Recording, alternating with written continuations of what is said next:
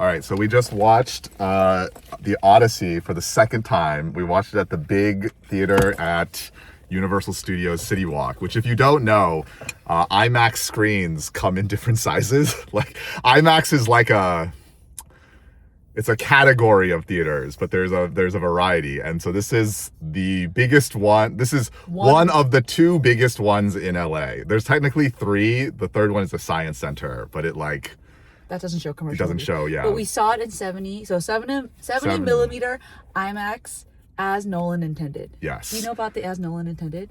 So everyone on when people post with as Nolan intended in IMAX as Nolan intended. So I will say that the reason why that exists is because 70 millimeter is literally a resolution of the film. So usually film is 35 millimeter. So 70 millimeter is just like a gianter photograph. And you'd be like, but they show it on the same screen. And you're like, yes. So if you took a gianter photograph and then you shrank it, what you get is higher resolution. Like even right now, you are probably watching this on 1080p. That means there are 1,080 lines of pixels. The beauty of film is that there's more pixels. And the beauty of film is that because it's a chemical process, they're actually not pixels. Every print of film has its own like tiny kernels of chemicals. And so that's why when you watch it, it feels alive. It's why he fills so many scenes with like dust and like waves or trees. Yeah, because you can see all of it in the screen. Whereas actually, if you end up watching it on a phone, you literally won't be able to see it because you're not watching film, you're watching a screen. Okay, so here's my thesis that I was gonna surprise you with. Okay. So the thesis begins with some context.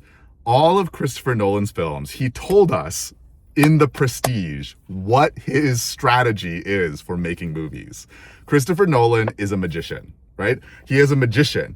What does a magician do? A magician waves their hand over here, right? Like, look over but here. Really, it tells a great story, makes you want to look over here while hiding something over here, okay? And then when you're like, what's going to happen? Brings it out and is like, ha, it was there the whole time. Ta-da! Ta-da, right? Okay. So this I know. So what is the magic trick in The Odyssey? So in Memento, the magic trick is you as the audience member think that if you know the beginning and the end of a story, that you don't need to watch the middle. That's the magic trick that he pulls on you as the audience, right? Interstellar is, even if I tell you the end of the story, right? Like, you'll still,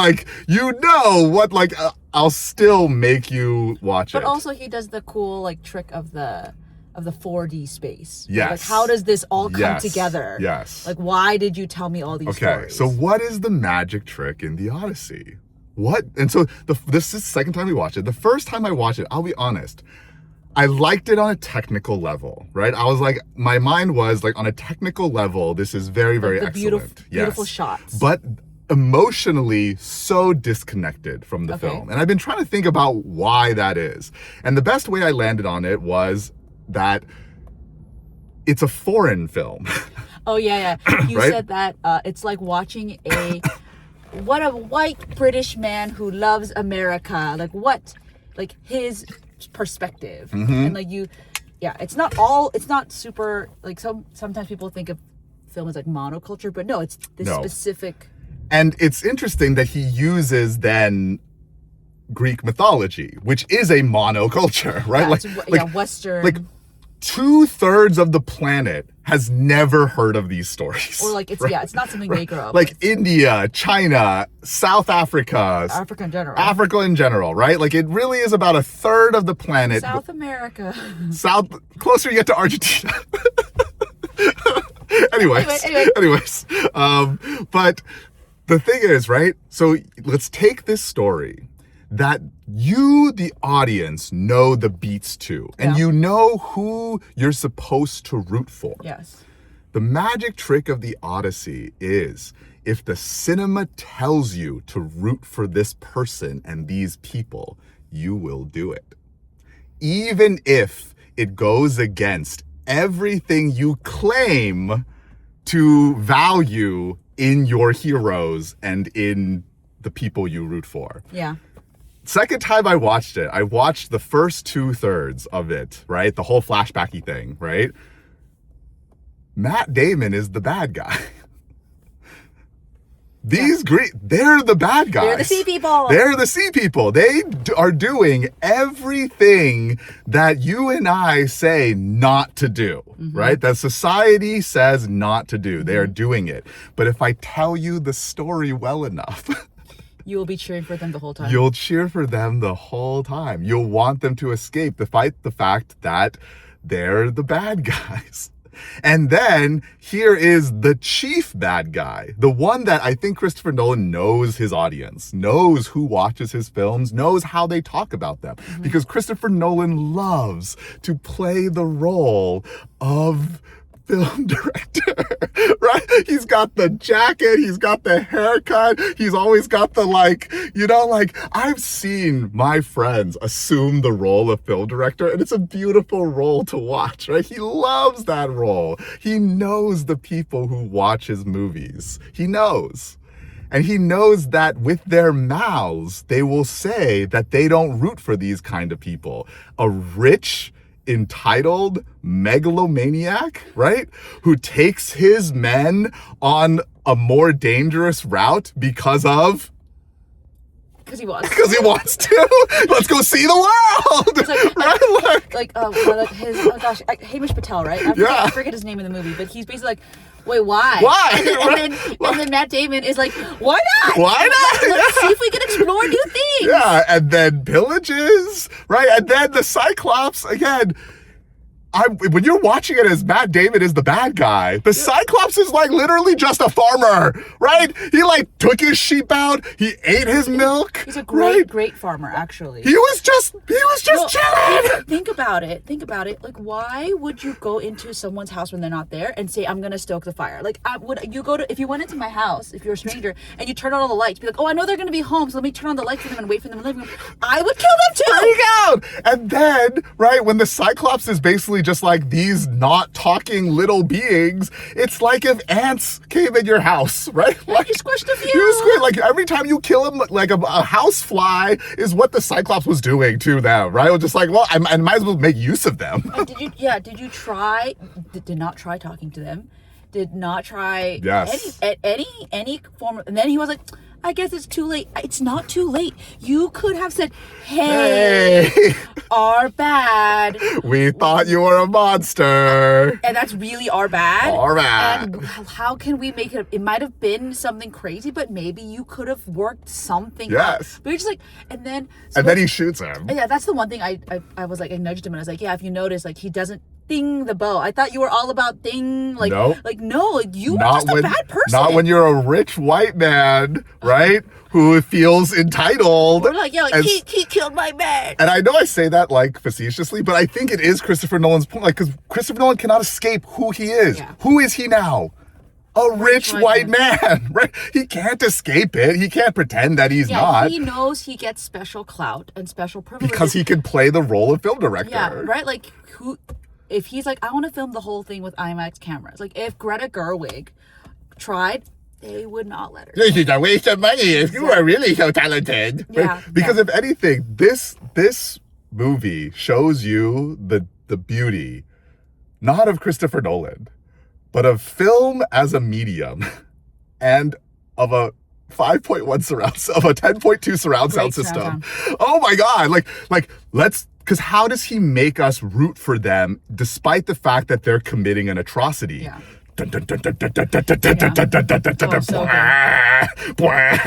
Right? And then zooming in on their faces and the beauty. It's like when you go to a museum and you see a well-painted oil painting. You can see every hair. That's the beauty of it. Did Christopher Nolan, how much does he's you know who's an attractive man? That Matt Damon, right? What's a great, and then other people did all the work. They do all the work. And then he's like, it doesn't quite feel right. It feels more like this. I've been in that position and it's baffling, right? And I think that's what the movie is trying. He's trying to share that feeling. And he's honestly he's trying to share how easily we all can be manipulated into this. Yeah. Right? Yeah. And I think one of the ways that he got like that scratched my brain the wrong way was when Cersei happened and he's like, but did any of them hurt you? And she's like, they would have, right? And like you're like, yeah, they didn't hurt her, but like they hurt all these other people, yeah, right? Like, oh, not touching, can't get mad, not touching, can't get mad. Yeah, right? Like, oh, they just, they're careful. Do you know why? Because 2/3 of their men just got slaughtered, right? Like, that's the only reason why they didn't come in and just pillage her stuff and then peace, Yes. right? Like, yeah, but Cersei, she tells him why she's out there. I'm out here to get away from men like you. Yeah, why literally. won't you just leave me alone? And I'm gonna do the thing that I told you I would do anyways. I'm gonna feed you, right? I'm gonna still help you, and then you still will take advantage of me. yeah. Because, like, they still took all her stuff. They didn't take, her sister bird, right? And he was like, leave the meat or whatever. But they still were like, just take all the vegetables. Like, how's she getting more vegetables? Yeah. This whole, and even... Like, the whole, like, my men just want to get home. Well, I don't want to be raped. Yeah. I don't know if I can say that on YouTube. I don't want to be raped. I don't want to be, right? Like, no. Yeah. And then the beauty then is, right, like, if he can make you believe it, right? And throughout that, hiding in the things that he has learned as a straight white man, right? From his, I'm assuming, powerful women in his life, right? Including Emma Thomas, who is the producer that has made his entire career possible, right? True. Right? Like, his entire career is possible because of a female producer that genuinely believed in him, which I think he shows in this movie. Right? Like, Yeah. the fact that he has any home to come back to is because of a strong female Yeah. who was doing all the work the whole All the time. work. Literally all the work. Yes. Yeah. And I think it is written for white men, right? Like even the dialogue, I would like, my complaint the first time watching is the dialogue is so simplistic and it's just delivered by great actors. And then when I realized, wait, this is a foreign film, I'm like, oh, I get that too, because when I watch foreign films, there's a lot of times where I'm confused because the translation has to be more simplistic than, right? Yeah. But then there's foreign films where you're like, no, the translation's good enough, right? Like, because it's not about that, right? It's about watching this. And that's what it was like, the English is just simple enough that I can catch it, but the performances are so good. And here's the thing, okay, I understand all the Tom Holland hate. I had it before in the first movie. I don't have it now. You know why? Because Spider-Man came out. And I think what I think about the reason why Christopher Nolan's a foreign film is when I watch foreign films, I don't know who the stars are. Mm-hmm. And a lot of times I know a foreign film is not for me because in order to understand it, you need to know who the stars are. Okay. Yeah. Right?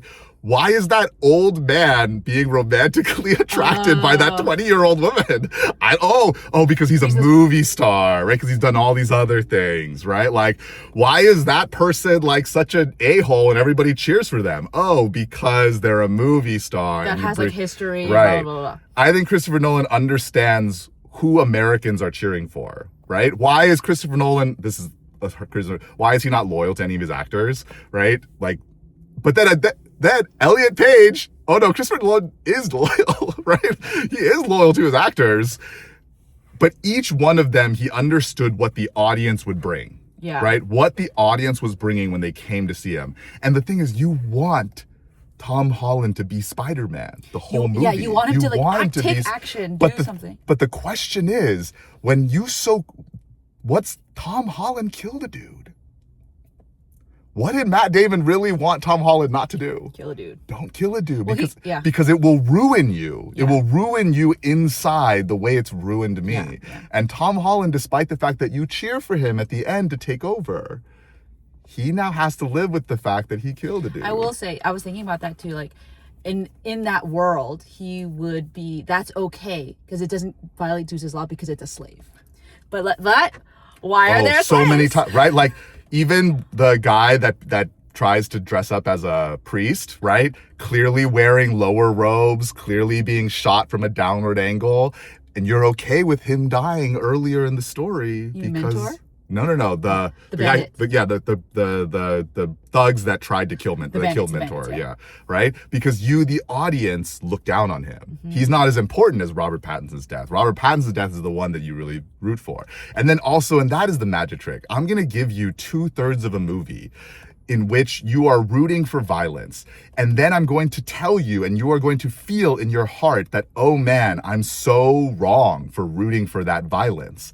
And then the last third of the movie is a fantasy of violence. Which is so fascinating. Okay, because I actually want to talk about that. The juxtaposition between the pillage of Troy and the killing of the suitors is fast. Like who, because same lighting, same music. And actually, and then the first one, which is the initial horse into Troy, right? Like them coming out of the belly of the horse, where we have that, where Menelaus tells the story and then he stops it before the actual pillage of Troy.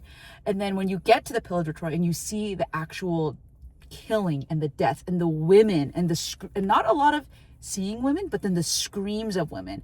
And I think that's one criticism that people had of the Odyssey, but I think Christopher Nolan actually knew about it, is like, where are all the women? They're so, like, Briseis, the slave of Achilles, right? And like and Priam's wife, like all of them, like he hides them from you on purpose. That way, when it's the reveal with like Athena and the other girl that's killed, like you're just like, oh, all these women died. Like Circe alluded to it, right? Like all these women were taken into slavery. They were unspeakable horrors, like all that stuff. And then you're like, oh no, the violence so bad. But you still are cheering for these men to escape and get away with it. And then when we start killing in the end with Matt Damon in Ithaca, it's like, okay, is this a cleansing? Right? Because that's how it is in the Odyssey, the book. Like, it's a cleansing of his home from these suitors who have broken Zeus's law. Right? But have they? Right? Like, yes, they are terrible people, right? And the movie shows that and portrays that. But then at the same time, if you think about a lot of the people that you root for, right? Who do you root for in your life, right? Like, you're rooting for people to take over the system, right? You're rooting for people to make changes the way you want to make changes. And you're like, wait, they're the ones doing that, right? That's why you fall. That's why he cast Robert Pattinson, right? Here's this guy that I know y'all love. I know you love Robert Pattinson, right? And he ate up that role. And he ate up that weaving scene, right? So Christopher Nolan was like, it's a good thing IMAX is a 3-minute limit because you only get one take to do this, right? Like, go. And Robert Pattinson can do it. Yeah, that last scene, because like, I guess I think because of Christopher Nolan and his view as a white man and a white director, I do think like he's like, okay, see, like this is Odysseus resetting Zeus's law, right? I think that's what he's trying to do. Like that's what he's trying to do. He's trying to say like this is the only violence that's acceptable. Like he is doing the right but that's the fundamental question that I love about this movie is there acceptable violence, right? Because everybody who gets it committed against them says no. And yet every single person, like even in the film, the whole thing with the beggars, right? Like everybody keeps trickling violence down, right? No, so that's the question. We think, you and I think, he should have tried to talk to the Cyclopses. Should he have tried to talk to the suitors? Right? Like, I mean, when I watched it the second time, I'm like,